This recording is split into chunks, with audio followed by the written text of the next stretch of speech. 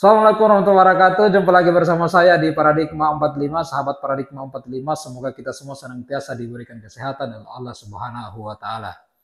Baik, pada kesempatan ini masih dengan tema yang sama, yaitu yang berhubungan dengan somasi yang dilayangkan oleh organisasi generasi atau gerakan nasional anti kekerasan dan intoleransi yang dilayangkan kepada beberapa kiai kita, yaitu diantaranya Teuku Kori Muda dan Teuku Muda Kori dan Gus Fuad Pleret, dan kepada senior kita juga yaitu Agus Umar yang merupakan pengelola dari KBN Nusantara, yang terakhir kemudian adalah Kiai Nur Ihya. Ya, di mana somasi ini kemudian yang bertanda tangan dan pada surat ini yaitu adalah salah satu Habib yang itu namanya Habib Umar Assegaf, yang dimana Habib ini merupakan ketua dari generasi ini. Jadi kalau dilihat memang kalau kita baca bahwa surat somasi ini memang adalah berhubungan dengan polemik habaib yang kemudian mengemuka pada akhir-akhir ini, yaitu perdebatan antara Kiai Imanuddin dan beberapa habaib yang ada di Nusantara ini. Ya, untuk lebih jelasnya pada kesempatan ini kemudian akan kita sajikan sanggahan dan penajaman dari Kiai Nur Ihya, yang dimana beliau memperingatkan kita dan memperingatkan para habaib ini beberapa hal terkait dengan somasi yang sampai kepada beliau. Untuk itu mari kita saksikan secara lengkap apa yang disampaikan atau sanggahan yang diberikan oleh Kiai Haji Nur Ihya berikut ini. Pada kesempatan yang penuh dengan keberkahan ini, saya akan merespon somasi dari generasi Gerakan Nasional Anti Kekerasan dan Intoleransi, yang mana diterbitkan somasi ini pada tanggal 4 September yang lalu, dan saya termasuk orang yang terkena atau objek tujuan dari somasi tersebut. Ini buktinya. Ada 3 lembar somasi yang dilayangkan ke kami. Tidak hanya kami, mungkin ada Tengku Muda Kori Al-Kusasi dari Aceh, juga kemungkinan ada Gus Fuad Pleret, ada juga Gus Mar Kebumen, ada juga Kanjeng Raden Temenggung Fakih Wirahadiningrat, dan ada lagi yaitu saya khususnya. Jadi apa yang saya sampaikan ini dianggap oleh ketua sekaligus anggota semua ya dari generasi yang beralamat di Jalan Parseh, lapangan olahraga nomor 52 Parseh Majalaya, Bandung. Ini sebagai ujaran kebencian, sebagai hate speech ya, atau bisa juga karakter assassination atau pembunuhan karakter dan lain-lain. Tuduhannya banyak sekali. Ini bagaimana saya menyikapinya? Apakah saya patah semangat atau penakut atau mundur? Tidak ada kata mundur. Orang yang sudah memiliki naluri berjuang, dia akan memperjuangkan apa yang menjadi tekad sampai ke tujuannya tercapai.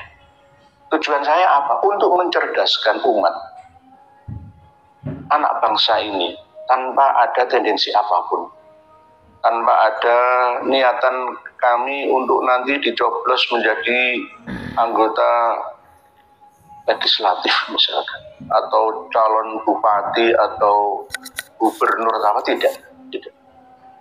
Dan tidak ada keinginan setelah nanti sukses semuanya tercerahkan saya kepingin diagungkan ya, atau saya dianggap sebagai keturunan Nabi kita Muhammad SAW, tidak, atau saya dijunjung tinggi sebagai Kanjeng Raden Nuh, tidak. Setara, kita ini semua sama, zamannya sudah berbeda. Jadi hanya ingin memerdekakan sepenuhnya anak bangsa ini dari pembodohan, pembohongan, ya, dan juga penindasan. Nah ini sekarang dibalik, saya justru yang disomasi. Somasi itu artinya adalah teguran yang ditujukan untuk calon terdakwa, calon tersangka, yang jika beberapa kali dilayangkan somasi tidak ada jawaban atau tidak merubah pola yang disampaikan, maka ujung-ujungnya adalah ke ranah hukum pidana. Ya, saya akan dipidanakan, dihukum kurungan selama paling lama 10 tahun. Bagaimana ini jawabannya? Sekali lagi, tidak ada kata takut. Seorang pejuang itu, seandainya dia mundur, itu untuk ancang-ancang, ya, bukan mundur untuk lari, tapi ancang-ancang untuk menata kembali supaya bisa menggempur maju kembali. Itu namanya pejuang. Menyerah bukan untuk kalah, tapi untuk sementara mengalah, ya, agar terjadi islah. Nah, apakah dengan adanya somasi ini saya terus tambah menyombongkan diri, memberanikan diri, tambah nantang? Tidak. Saya anggap somasi ini sebagai teguran, kritik atau peringatan, dan itu akan saya terima sebaik-baiknya dan akan saya jalankan jika itu masuk dalam ranah kebaikan.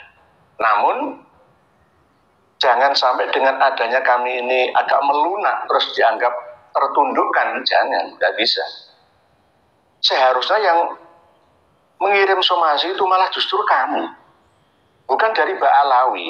Nah ini resmi dari Habib Umar Husain As-Sagaf atau As-Sakof, dan mencantumkan nama-nama pejabat yang juga berasal dari marga Ba'alawi. Jadi ini bisa dikatakan perwakilan, ya, entah secara resmi atau tidak dari Robito Alawiyah, saya kurang tahu.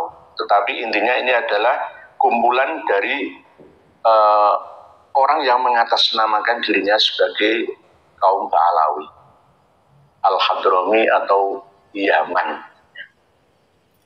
Para pemirsa dan pendengar sekalian, patut untuk saya bacakan, walaupun dengan juga sudah pernah membaca somasi ini, ya. Ini ditujukan kepada saya, kepada yang terhormat Kiai Haji KRT Nur Rizky As-Salafiyah di negara di tempat. Ini kan masih menghormati, jadi ya sama-sama kita saling menghormati.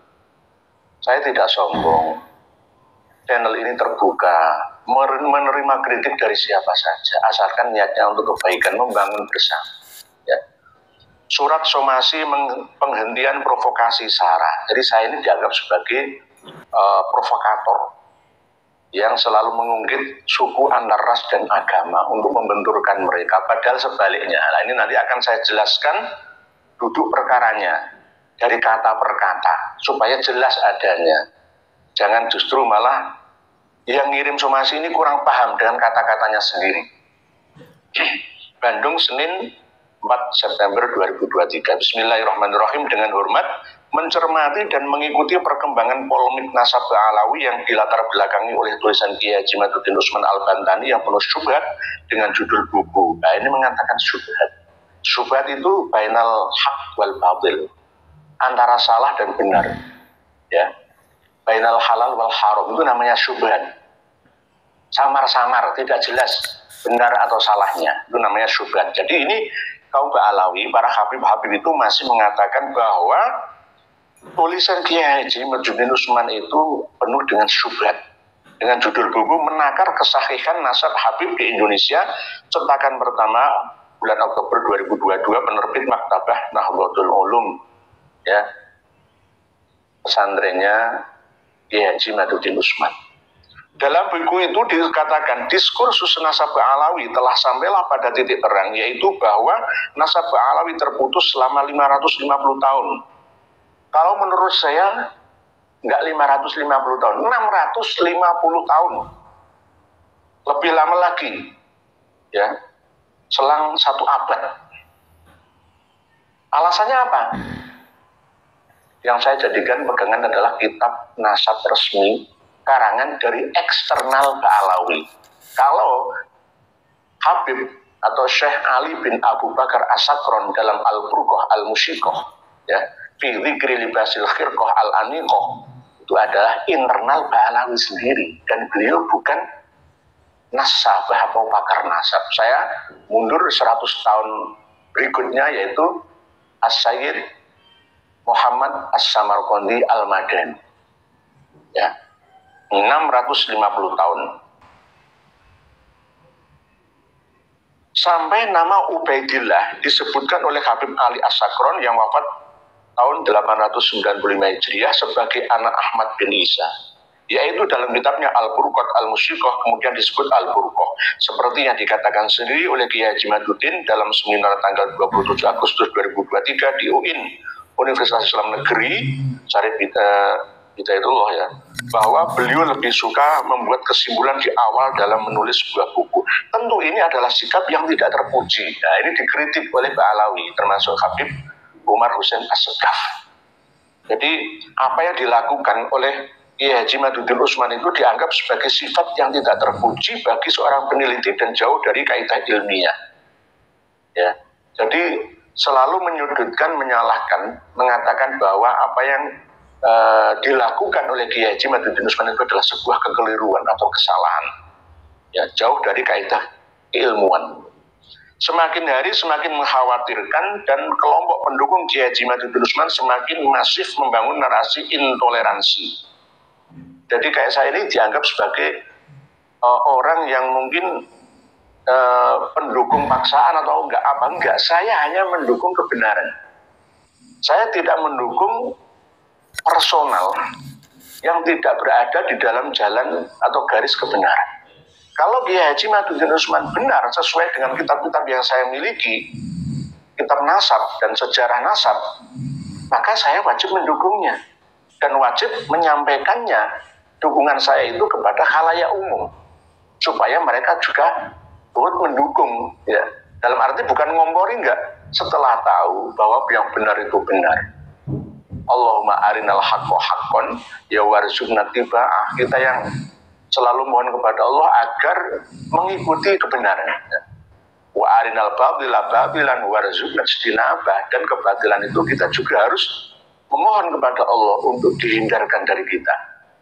Begitu juga tidak hanya dari kita, tapi kepada orang lain, karena kita ini bertugas untuk menyampaikan kebenaran. Ustadz, Kiai, Tuan Guru, Ajengan, Tengku, Buya dan lain sebagainya itu adalah petugas panggilan jiwa dari Tuhannya untuk menyampaikan kepada umatnya, jamaahnya, santrinya, pengikutnya, atau selain dari golongannya, semuanya.